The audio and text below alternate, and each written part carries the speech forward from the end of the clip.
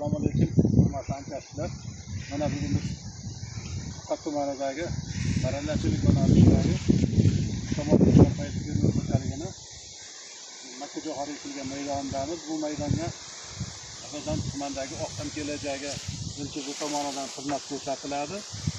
69-80 ekilgan mana bu akkani. Bu ikkinchi yil ekilishi, bu hosildorligi bilan o'zini kasalliklarga chidamliligi bilan fermer xo'jaligi shu navda tanlab yetamoq ekyapti.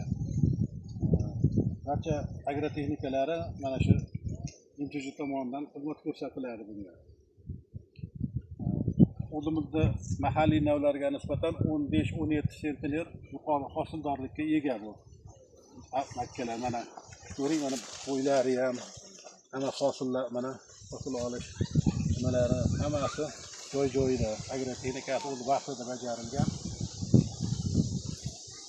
Slyozka ham yaxshi bu makka.